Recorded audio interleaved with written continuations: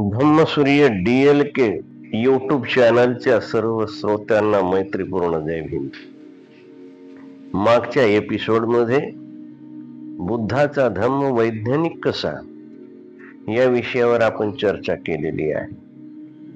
बुद्धाचा धम्म हा विज्ञानाशी जुळणारा असून तो प्रायोगिक तत्वावर कसोटीला उतरणारा आहे हे आपण पाहिले.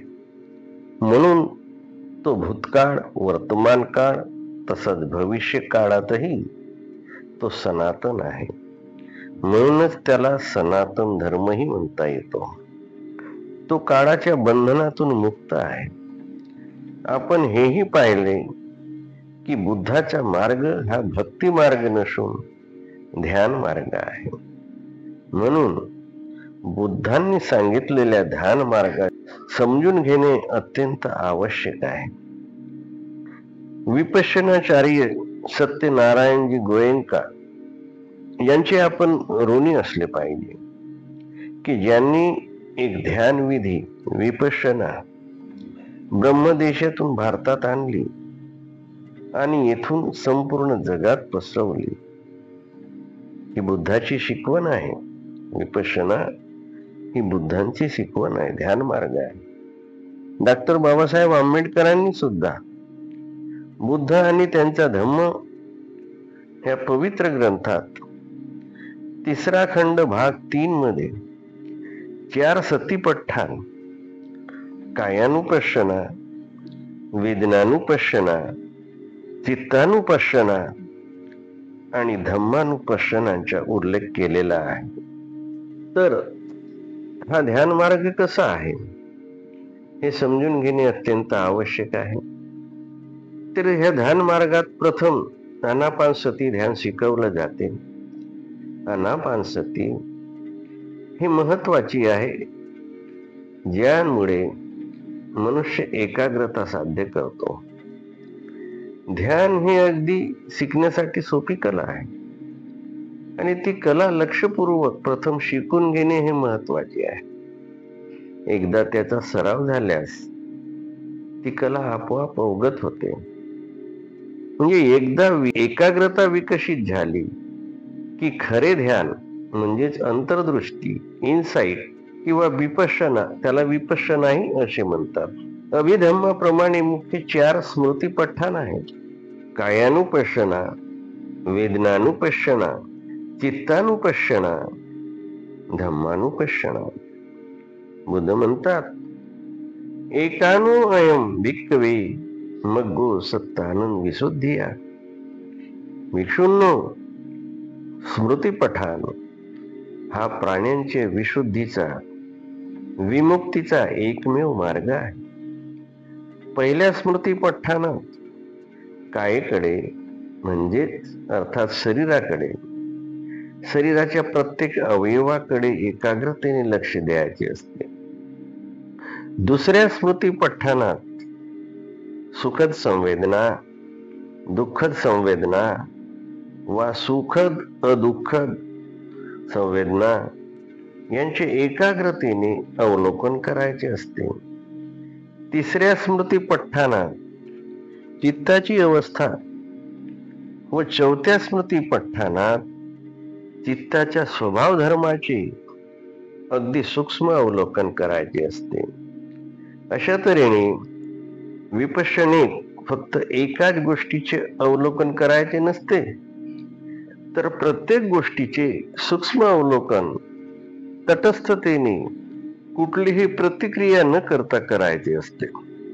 म्हणूनच विपश्यना साधना ही नुसती वैज्ञानिक परीक्षण करण्याचा विषय नसून ती साधनाच हे एक वैज्ञानिक परीक्षण आहे. साधक इथे उपेक्षा भावाने, तटस्थतेने, अनासक्त होऊन भावुक न होता योग्य रीतीने स्वतःला ट्रेनिंग देत असतो. ज्याप्रमाणे एखादा वैज्ञानिक स्वतःच्या अनुभवाने वर्तमान काळात लक्ष देऊन आपला प्रयोग यशस्वी करण्याचा प्रयत्न करीत असतो. विपश्यना साधकाला काही करायचे नाही, फक्त क्षण प्रतिक्षण आपल्या आत प्रगट होणाऱ्या सत्यतेला साक्षी भावाने बघायचे असते. मात्र साक्षी भावाने बघण्यासाठी सुद्धा अथक परिश्रम करणे आवश्यक असते. माणसाचा जन्मांतराने संस्कारित झालेला स्वभाव काही ना काही प्रतिक्रिया करत असतो. तो स्वभाव सहज बदलण्याची त्याची इच्छा नसते. विपश्यना साधक काहीही प्रतिक्रिया न करता स्वभाव बदलण्याचे काम करीत असतो आणि यासाठीच त्याला कठोर परिश्रम करायची गरज असते. ह्या कठोर परिश्रमातूनच वैज्ञानिक साधना पद्धतीनच साधकाला जे ज्ञान मिळते ते मनोरूपाबद्दल अर्थात शरीर आणि मनाबद्दल जे अज्ञान असते ते अज्ञान दूर करायचे असते. बुद्धांनी त्यांच्या धम्मात कुठल्याही पूजेला विशेष महत्व दिलेले नाही. जी काही पूजा आपण करतो ती बुद्धांच्या गुणांची पूजा असते. अर्थात त्यांचे गुण आठवून स्वतःमध्ये त्याचा आविर्भाव कसा करता येईल हे प्रत्येक बुद्ध शिष्याने बघायला हवे. शिवाय बुद्ध धम्मात प्रार्थनेलाही महत्व नाही. कारण बुद्ध ही व्यक्ती म्हणजे कोणी देवी देवता नाही, जी तुमच्या प्रार्थनेने तुमच्यावर प्रसन्न होऊन तुम्हाला वरदान देईल किंवा आशीर्वाद देईल आणि तुमचे संकट विमोचन करील. कारण बुद्ध म्हणतात, तुमच्यावर आलेली संकटे ही तुमच्याच कर्माची फळे आहेत. कार्यकारण भावाचा नियम याला कारणीभूत आहे. अकुशल कर्म कराल तर दुःखी व्हाल आणि कुशल कर्म कराल तर सुखी व्हाल. सुख किंवा दुःख देणारी अशी कुठलीही शक्ती वर आकाशात किंवा कुठे इतर ठिकाणी विद्यमान नाही, जी तुमच्या प्रार्थनेने धावून घेईल. काही बुद्ध प्रतीकांची आपण जी पूजा करतो, जसे चैत्य, स्तूप, बोधिवृक्ष इत्यादी, ते आपल्या आदर्शावरची श्रद्धा वाढवण्यासाठी व त्यांच्यातील आदर्श आपणही अंगीकारण्यासाठीच. तसेच 3 रत्नांना आपण वंदन करतो, ते बुद्ध, धम्म व संघ यांनाच शरण जाण्यासाठी. अर्थात ह्या 3 रत्नाचे अनुसरण करण्यासाठी. या 3 रत्नाशिवाय आपल्याला कुठलेही शरणस्थान नाही. मग इतर धर्मात जसे पूजेला व भक्तीला विशेष अर्थ प्राप्त झालेला असेल, तर आपल्या धम्मात कोणत्या गोष्टीला विशेष महत्व आहे?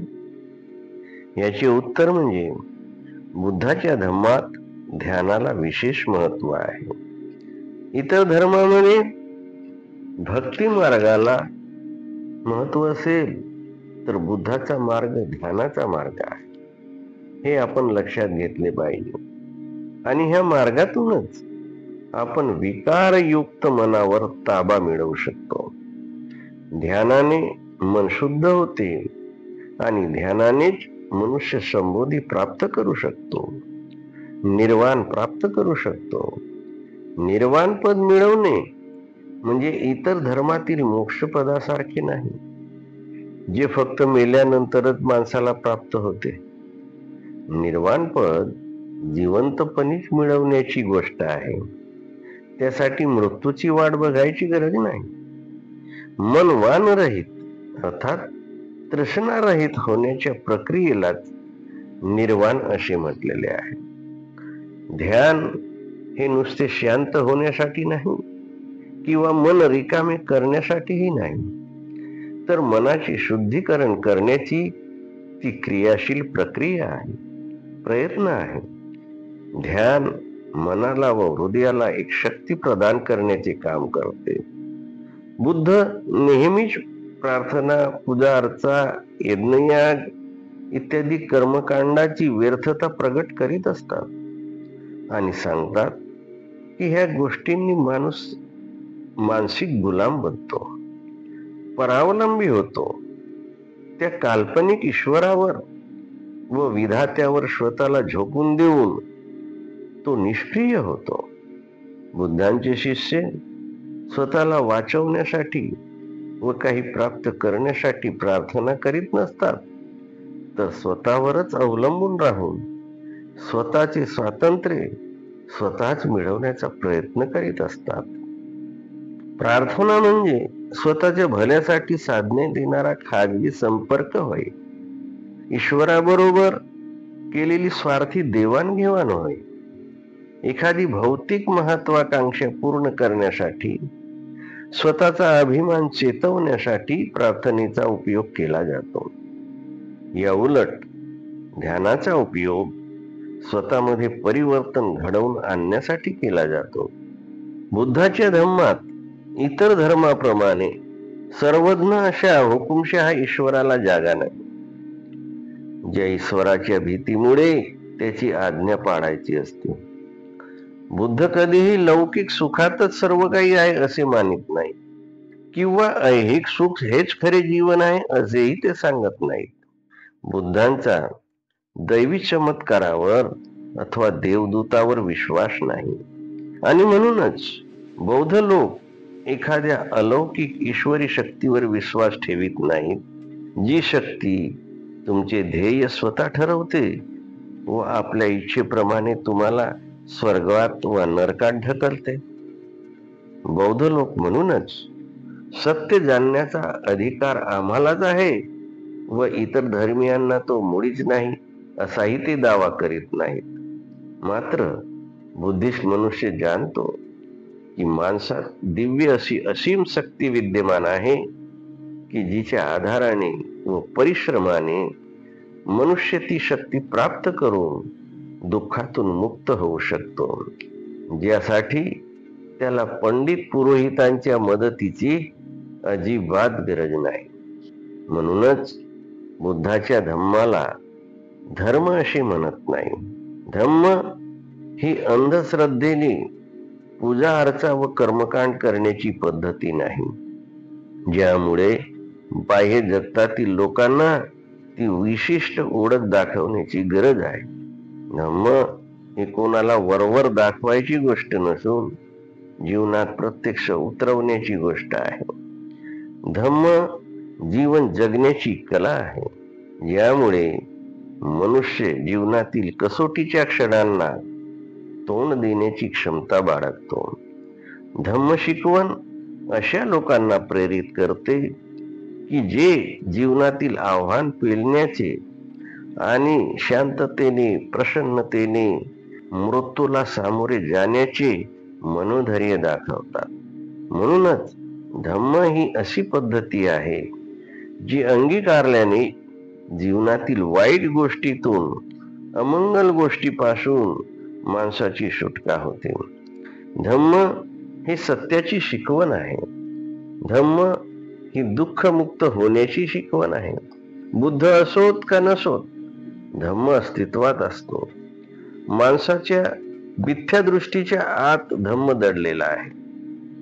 ज्यावेळी मनुष्य सम्यक दृष्टी प्राप्त करतो, संबोधी प्राप्त करतो, तेव्हा धम्माची प्रचिती येते आणि करुणेने तो जगासमोर येतो. धम्म व्यक्तीच्या बाहेर नाही, तो व्यक्तीशी समरस झालेलाच असतो असे बुद्ध बजावून सांगतात. धम्माला मनुष्याने असा द्वीप बनवावे जेणेकरून कुठलाही पूर माणसाला वाहून नेणार नाही. फक्त धम्माला शरण जावे. धम्माशिवाय इतर कुठलेही शरणस्थान नाही. धन्यवाद. जय भीम.